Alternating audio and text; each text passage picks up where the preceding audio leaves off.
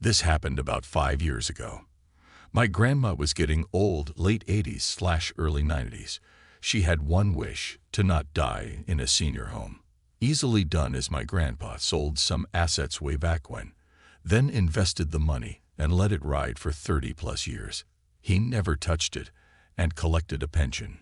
Way back when my grandpa died, about 10 years before this, my grandma appointed my dad, this shitty aunt, and my uncle as the trustees of the trust. Basically the trusted advisors for her and her care for the foreseeable future. All was well in the beginning.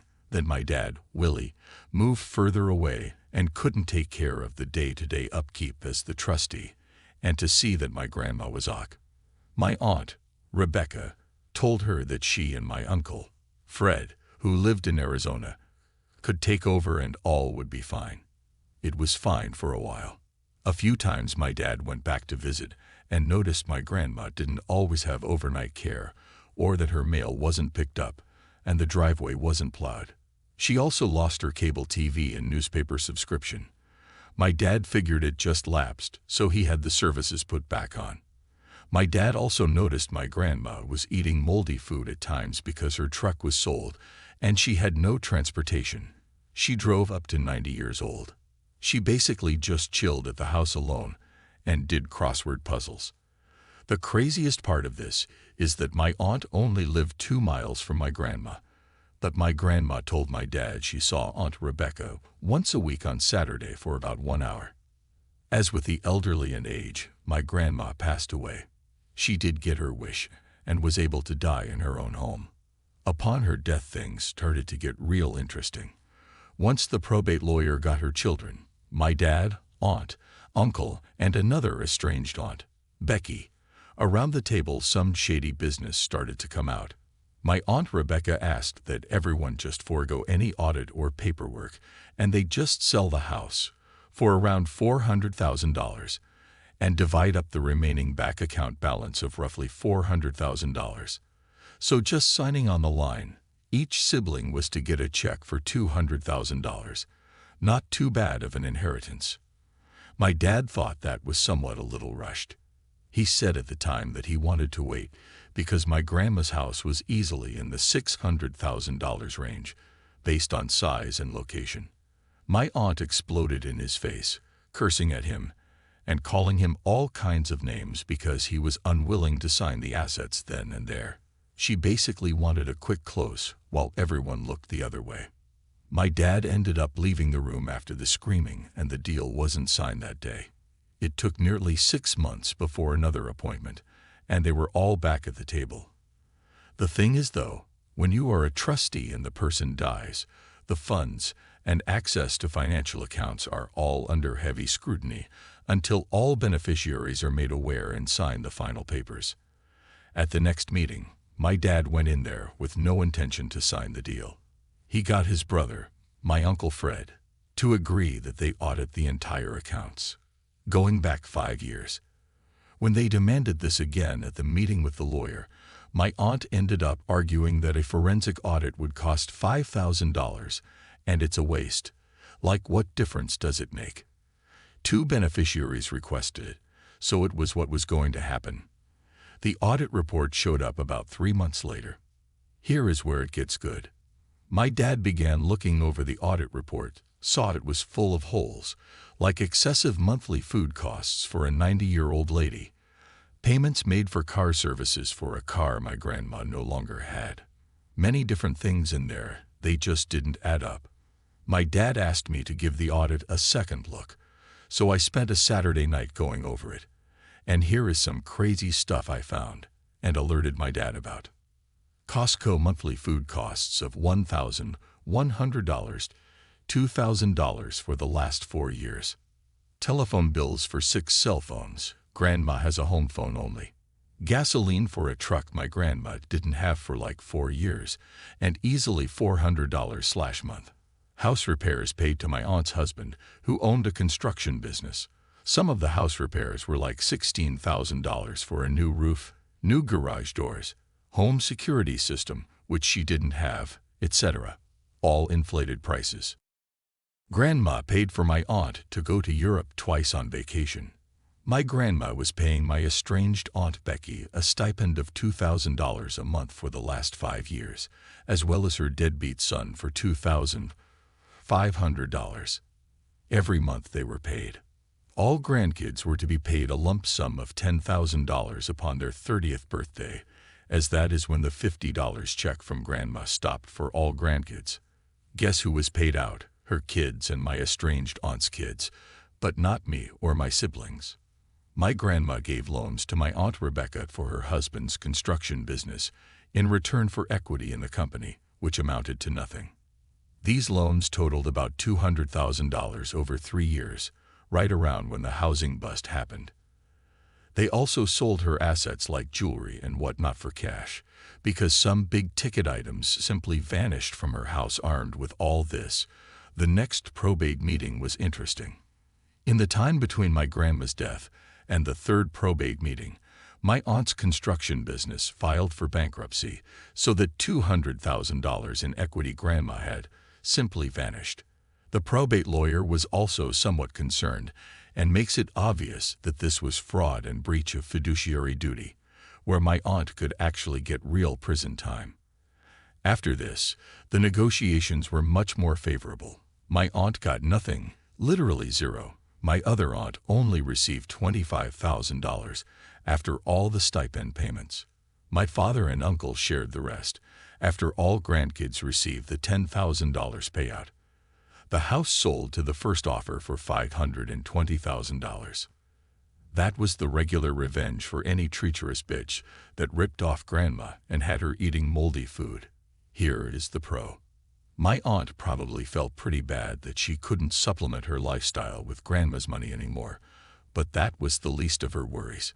Since she tried to personally rip me off for $10,000, I took it personally. I don't care how tough you are. The IRS is the scariest thing that can happen to a person. Nobody wants to have their money forcibly removed. I did a little research and found the 3949A. I also had the audit and legal office would provide the full trust and demanded by the IRS. I don't know if it ever was. So I photocopied my documents, had them notarized and sent off the info to the IRS. I felt like it went nowhere. Then maybe 18 months later I was notified and asked to come to the IRS building for an appointment in my city. The agent went over all the details, what they found in their research, and then they asked for a sworn statement. It turns out my aunt didn't declare something like $1.2 million in additional income over 5 years, and as such she owed the IRS around $420,000 plus penalties. There was no way she was going to pay that on a teacher's pension, and after her husband's bankrupt his business. Her house was sold, her vehicle sold, and they left the state. Now aunt and uncle live in a depressing desert town like this in the Southwest. The IRS paid me around $60,000 about 3 months after the appointment. She should have paid that $10,000.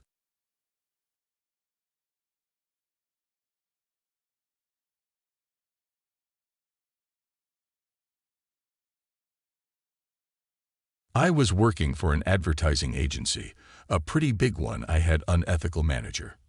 Well, when I started out I had a manager who was one of the most unethical managers I've ever dealt with. He'd order his sales reps to do things that would increase his bonuses, which are based on margins. Example, say a client decided to buy product XYZ and their spend was $2,000 a month. He would want the agent to put up products ABC and keep the spend at $2,000. Even though the client didn't agree to that. Fact is, the clients generally wouldn't notice, but if they did, it could cost you your job. I was the guy that refused his demands. He would tell me to cheat the client, and I would refuse. He would get mad. I wouldn't care. This went on for quite a while. Now there is something I don't tell people very often.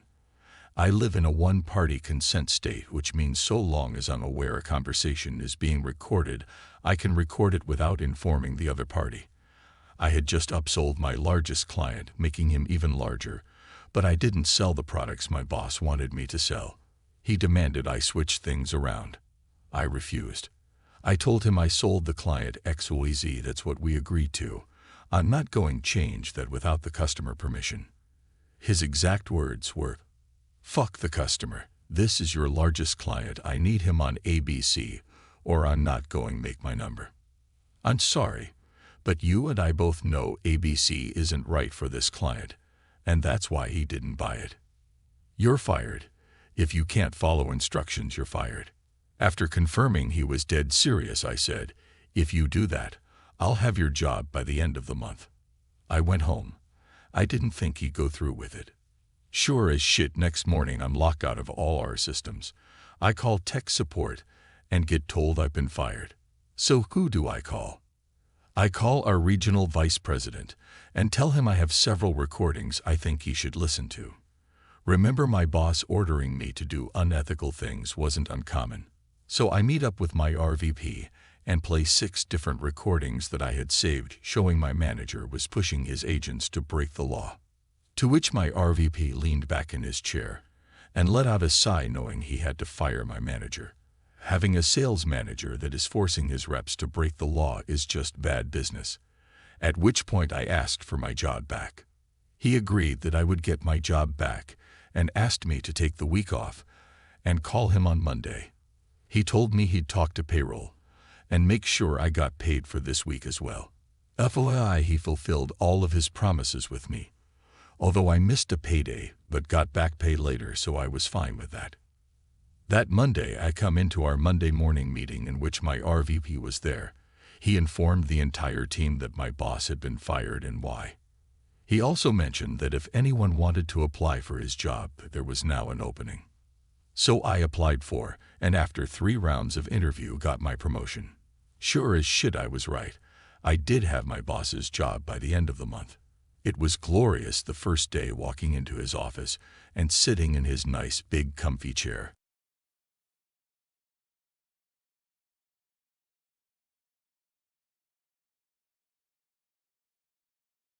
So, I am a cancer researcher and a guest professor at a university school of medicine, teaching my specialty, imaging. Besides the usual acquisitions of medical images using MRI, CT, etc., imaging has a lot to do with image processing.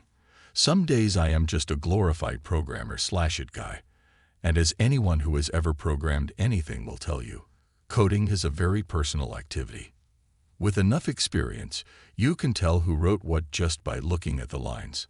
I am also in my late 20s, and I am not native to this country, and it's my first year as guest professor. So some students look at me as this inexperienced, gullible foreign guy.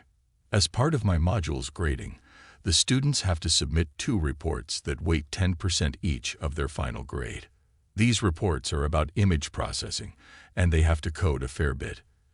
As usual, there are students that make an effort, some do minimal work, and then some cheat/copy.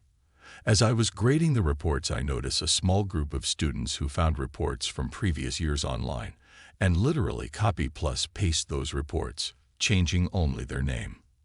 It was a facepalm moment, because those reports were not even good and had a lot of errors. You see, in order to establish a baseline for my grading, I browsed previous year's reports, so I knew what to expect from the students of this module. Naturally, I graded them all with 0 and kept working my way through grading the reports I had left. Meanwhile, the students casually asked me in the halls how were the reports. Of course, I can't comment on that until I release the grades. One time, this dude, who was copied from another report, 98% match on plagiarism checker, asks me when will I release the grades and comes with this story that he worked really hard on his reports, that his exam hasn't gone so well, and he is hoping that the grade on his reports are enough to get a pass. I mean, submitting another person's work as your own is very wrong, but it was an online submission and impersonal. Right now, he was just lying through his teeth, and to my face. I could feel my blood boiling, but I didn't lose my composure and decide to come up with a plan. I knew that my exam was the last exam of the semester, and that after that the students usually go home or family vacations while they wait for their grades to be posted online. So I graded the exams and input their grades into my Excel with their report grades. 4 students had 0 due to cheating on their reports, and if I graded their reports with 50% of the max grade, they would barely fail the module. But they would fail nonetheless. So it was on. In order to be fair, I bumped everyone else's grades. A bunch of people with miserable reports ended up barely passing because of my grade bump. But even though their reports were bad, it was their own work and not copied from anywhere. You see, students are entitled to make an appointment to review their grades after publishing and before the grades are locked for the year. Basically, they sit with me, we go through their exam and reports, and their goal is to convince me to give them extra points in hope that they pass the module. I knew the cheaters would come after all. They think they fooled me once already, and they still have half the report's points to bargain for. So I just waited for their emails. Lo and behold, they write me the same day the grades go online, saying how hard they have worked on their reports, and that they don't understand how they only got 50%, and that they wanted an appointment. I was ecstatic. Sure, let's review your grades. Do you remember that my exam was the last one? Well, they were already on vacations, some very far away, and begged me for an online appointment. No can do, university policy. Moreover, you have 3 days to show for your appointment. Otherwise, the grades are locked. Also, university policy. So here they come, cutting their vacations short and catching planes. Some spent hours in buses and trains to make it on time. I know what many of you are thinking. They come, I show them the plagiarism checker results, and reveal that I know that is not their work, and send them on their way. Well, I considered it, but I had something better in mind. Those appointments usually take 10 minutes. I show them their work with my notes on what's wrong/right, and they try to find some inconsistencies in my grading and bargain for more points. I ain't giving you the opportunity. Mwahaha. So, one by one, they sit with me individually, and I go through their exam and reports. Remember that they copied the reports, and copied bad ones, with a lot of errors. I ask questions, lots of them. Why did you do this? What is your reasoning for this? They don't know. It's know their work. They'd mumble random stuff, because they don't know what to answer. Point by point, mistake by mistake, I explain why it was wrong, how it should be done, lecturing the same material that they had already been lectured on during class. I make it long. I make it boring. I make it painful. I spent hours with each one of them throughout those 3 days. They always came with the same. I worked so hard on this, and a little smirk on their face, because they thought that it should be really easy to fool me, the gullible foreign again. As the hours go by, and I am walking through the errors one by one, I could see their expression change. Little by little, their hopes of passing being slowly crushed. And when they realize that I knew they cheated, and I wasn't going to give up any extra points. At this point, they tried to cut short their appointment, and leave. I wouldn't let them. We need to finish the review of your grades. It's university policy. And I just kept going, extending their misery for 1 more hour or 2. It was legal torture, plain and simple. It is glorious. At the end, every single one of them left with a crushed soul look in their eyes and a fail in my class. They knew that I caught them, that I baited them, and they fell for it. They ruined their vacation and their family vacations, spent money to travel back and forth, wasted precious summertime, got bored to death, and have nothing to show for it.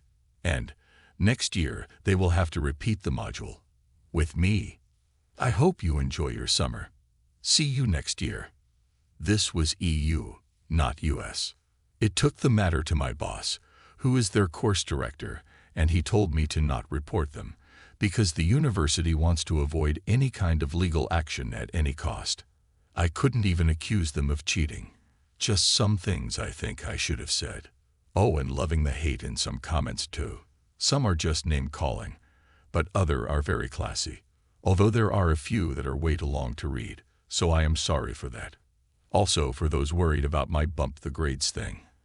I made a judgment call to bump some grades of some student who had a good exam, and their report grade was pulling them down. They clearly knew the topics and studied. Their report was just not very good. So I decided that given that if it wasn't for the report they would pass, to bump it a bit to allow them to pass. Most of them went from failing at 49% to passing at 50% on their overall final grade.